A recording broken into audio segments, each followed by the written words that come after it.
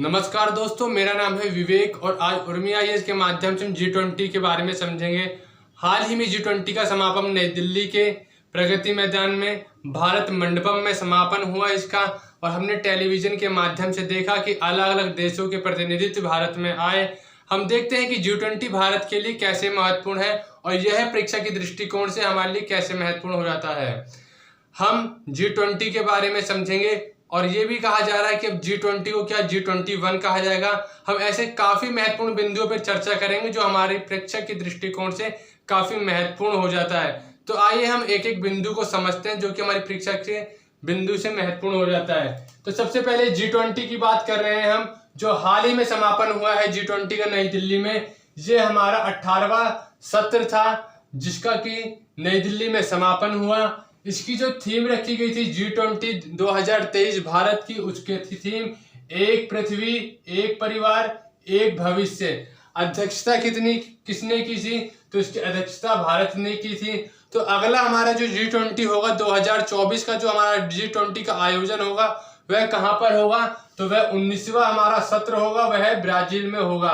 तो बच्चों, जो G20 में आपने देखा होगा कुछ ही देशों के हमने प्रधानमंत्री या विदेश मंत्री को इंदिरा गांधी एयरपोर्ट के माध्यम से देखा कि ये देश के प्रधानमंत्री आए, उनके विदेश मंत्री आए, परंतु 125 देशों के प्रतिनिधित्व यहाँ पे आए थे। और ये 125 देश के प्रतिनिधित्व के अलावा उनके साथ और भी जनसंख्या आई थी।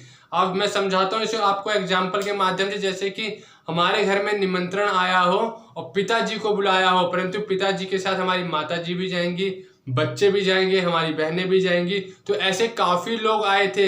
125 की बात कर रहा हूँ, ये 125 हमारे पिता वाला एग्जाम्पल है। और उनके साथ कितने बच्चे, उनकी माताएं और कितने सिस्टर उनकी आई थी वो अलग है, उनका डाटा वो काफी ज्यादा संख्या है, 1 लाख के ऊपर है वो।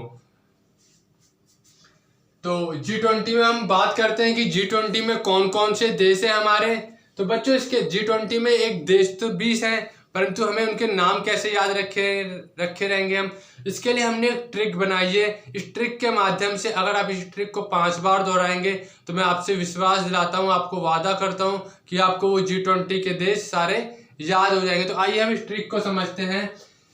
GURUGI, गुरु जी, सीता, अब, SSC, FCI और MEA, ministry of external affair, जो कि SSC के थ्रू वैकेंसी निकलती है। और या जो भारत IAS की जो आप UPSC जब क्रैक करेंगे तो MEA में जाके सेक्रेटरी या जॉइंट सेक्रेटरी के लेवल पर जाएंगे। तो आइए इसके माध्यम से समझते हैं हम। गुरुजी, सीता, अब, SSC, FCI और MEA में है। G से हो गया अपना जर्मनी, U से हो गया USA, R से रसिया, U से UK, J से जापान, I से इंडिया, S से साउथ अफ्रीका, I से इंडोनेशिया, T से टर्की, A से ऑस्ट्रेलिया, A से अर्जेंटीना, B से ब्राजील, S से साउथ अफ्रीका, S से साउथ कोरिया, C से कनाडा, F से फ्रांस, C से चीन, I से इटली, M से मैक्सिको। बच्चों, जो ये मैक्सिको तक बताया मैंने, ये 19 देश हैं। और एक ये यूरोपियन यूनियन एक संगठन है, इसको भी जोड़ा गया है। इसी जब ये जुड़ जाता है इसी कारण हम इसे G20 कहते हैं। आइए एक बार और ट्रिक को समझ लेते हैं हम।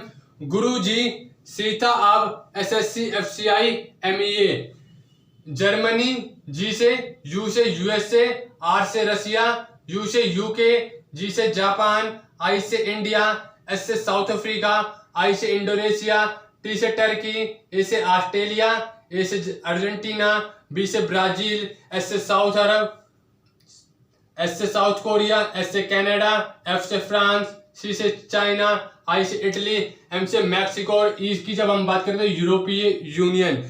बच्चों, इस बार जो भारत में अध्यक्षता करी G20 की, तो भारत के लिए एक महत्वपूर्ण कदम उसने ये उठाया कि उसकी भारत की अध्यक्षता के समय उसने एक संगठन को और समायोजित करा अपने G20 में, जिसके कारण इसे G21 कहा जाएगा।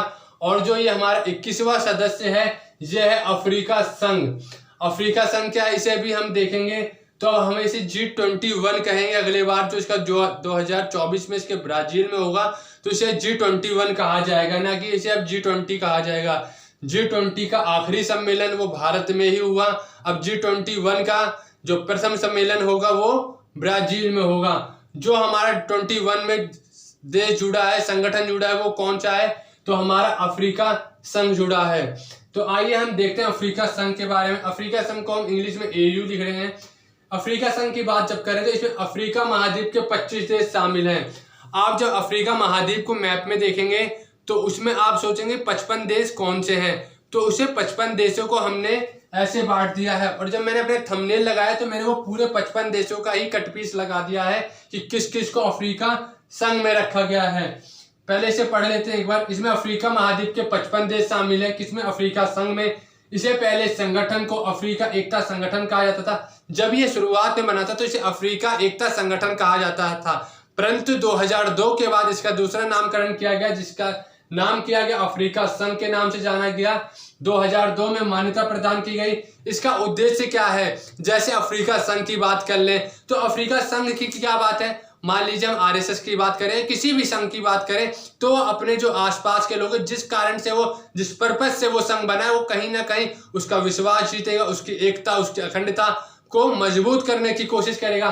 तो उसी प्रकार से जो इसका उद्देश्य है, यह अफ्रीकी देशों और उसके नागरिकों के बीच एकता और एकजुटता पर जोर देता है। जितने भी अफ्रीका के देश हैं और उनके नागरिकों के बीच एकता का और एकजुटता पर जोर देता है। अफ्रीका संघ में कौन कौन से देश हैं? तो अफ्रीका को हमने पूरे 5 भागों में बांट दिया। एक उत्तर भाग में बांट दिया, एक पूर्व, दक्षिण, पश्चिम। जब हम उत्तर की बात करें तो उत्तर में हमने 7 देशों को रखा है। वहीं पर जब हम पूर्व देश की बात कर रहे हैं तो पूर्व में हमने 14, दक्षिण में 10, पश्चिम में 15 और मध्य में 9, ऐसे करके ये 55 देश हैं जो कि अफ्रीका महाद्वीप के हैं, और जिसके साथ ही ये अफ्रीका संघ AU बनता है। और यही G20 में शामिल होकर G21 बना है। आइए देखते हैं कि G20 में और कौन कौन से देश थे। एक चीज और बता देता हूं, G20 मैंने बताया यहाँ पे हमारा 19 देश है मैक्सिको तक। उसके बाद हमने यूरोपीय यूनियन को जोड़ दिया। 19 देश प्लस यूरोपीय union plus IMF plus world bank के दोनों के प्रतिनिधित्व भी होते हैं G20 में। परंतु G21 में कौन होंगे? तो इसमें हमारा होंगे 19 देश होंगे प्लस यूरोपीय यूनियन प्लस अफ्रीकी यूनियन, IMF और वर्ल्ड बैंक के प्रतिनिधित्व हो जाएंगे। इसमें हमारा एक और जुड़ जाएगा जिसे हम कहेंगे अफ्रीकी यूनियन कहेंगे। वहीं पे हम जब इस वर्तमान में जो G20 हुआ है, इसमें भारत ने कई अपने पड़ोसी देशों को और अन्य देशों को आमंत्रित किया था। आप कंफ्यूजन हो रहे होंगे ये आमंत्रित देश से, तो मैं समझ लेता हूँ कौन से ये देश हैं। जैसे कि आपके परिवार में शादी है किसी की, आपके पिता ने रिश्तेदारों को निमंत्रण दिया कि हमारे लड़के की शादी है, आपको आना है, और उसी लड़के का एक भाई है, वो भी अपने दोस्तों को बुलाता है। उसे वो कार्ड नहीं देता, उन्हें वर्बली कह देता है कि आप मेरे भाई की शादी में आना। वो दोस्त बड़ी धूमधाम से आते हैं उसके सारे। तो हम देखते हैं कि जो वो उन्हें बुलाया गया है वो है आमंत्रित, और उनको वो मतलब उस संगठन के नहीं, उन्हें कार्ड तो दिया नहीं गया था। जो उसके पिताजी ने जो कार्ड दिया, उन्हें तो मतलब बुलाया गया था सही तरीके से, एक औपचारिक तौर पे बुलाया गया था, पर इन्हें कहीं ना कहीं अनौपचारिक तौर पे बुलाया गया था। ये उस संगठन के, उस परिवार के सदस्य ना होते हुए भी उन्हें हम आमंत्रित किया। तो वो कौन कौन से देश थे G20 में इस बार? तो वो बांग्लादेश था जो कि हमारा पड़ोसी है, मिस्र था, Mauritius, Netherlands, Nigeria, Oman, Singapore, Spain व UAE संयुक्त अरब अमीरात था। तो बच्चों ये G20 जो हुआ, भारत को क्या हासिल हुआ? तो लास्ट में इसके क्या हुआ, एक दिल्ली G20 नई घोषणा पत्र जारी किया गया। इसके बाद जब ये समापन हो गया, इस घोषणा पत्र में बताया गया है कि इस G20 के माध्यम से क्या क्या बिंदुओं पे चर्चा हुई है और क्या क्या बिंदु पे हमने प्राप्त किए हैं, क्या क्या हमने सुधार लिए हैं। तो सबसे पहले संयुक्त राष्ट्र सुरक्षा परिषद में सुधार की बात कही है। नई दिल्ली घोषणा पत्र के माध्यम से हमने किन किन बातों को कहा गया है, किन किन बातों को आगे करना है। तो नई दिल्ली घोषणा पत्र के माध्यम से सबसे पहले हमने संयुक्त राष्ट्र सुरक्षा परिषद में सुधार की बात कही है। दूसरी साइबर सुरक्षा की बात कही है। तीसरी लैंगिक समानता की बात कही है। चौथी जब हम बात करते हैं तो वहाँ पे आतंकवादी रोधी पहल की बात करते हैं। जब पांचवी बात करते हैं तो भारत मध्य पूर्व यूरोप गलियारे का अनावरण करेंगे। बच्चों ये क्या है? ये चीन की जो BRI है, बेल्ट रोड ऑफ इनिशिएटिव के को ध्यान में रखते हुए इसका भारत पूर्व मध्य यूरोप गलियारे का अनावरण किया गया है। वैश्विक जैव गठबंधन का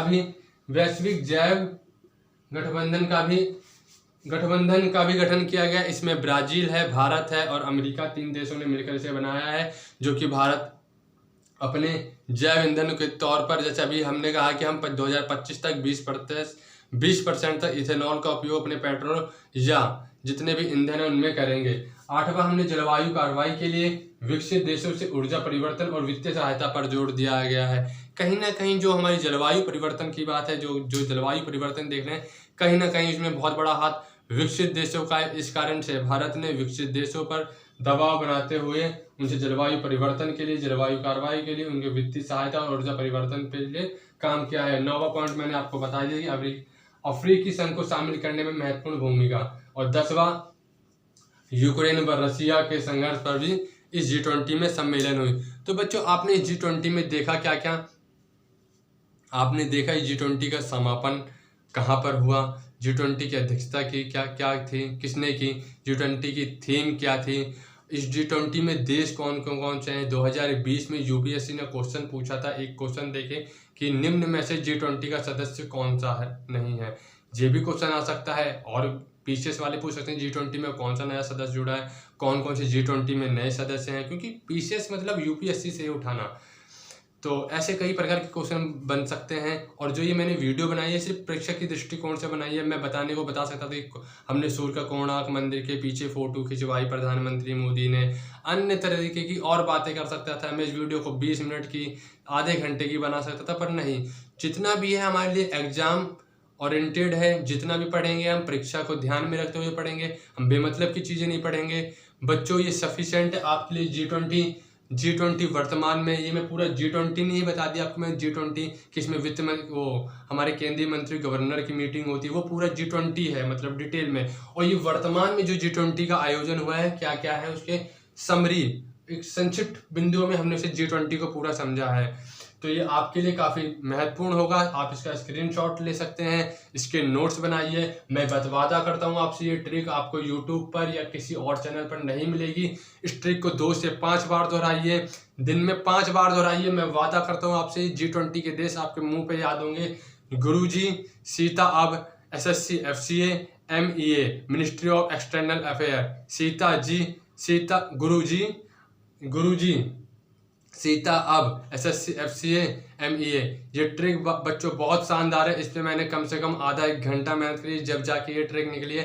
तो ये ट्रिक आपके लिए फ़ायदेमंद हो सके, इसलिए मैंने ट्रिक बनाई है। अफ्रीका संघ के बारे में बताया कि अब G20 हमारा G21 की ओर अग्रसर हो चुका है। आपने देखा होगा बहुत यूट्यूब चैनल पे G21 क्या है, G21 क्या, तो यही है G21।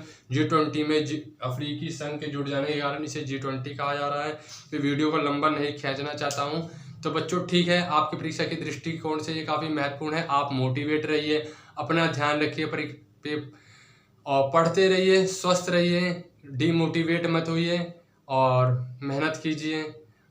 अच्छी वीडियो देखिए जो आपकी परीक्षा के दृष्टिकोण से महत्वपूर्ण हो। बेमतलब की सोशल मीडिया पर अपना टाइम ज़्यादा खर्च ना करें, कम से कम टाइम दें, मैक्सिमम से मैक्सिमम टाइम पढ़ाई में करें। जब एक बार दे रहे हैं काफ़ी अच्छे से दें, विश्वास करें कि 2024 मुझे बीट करना है, मैं आपके साथ हूँ।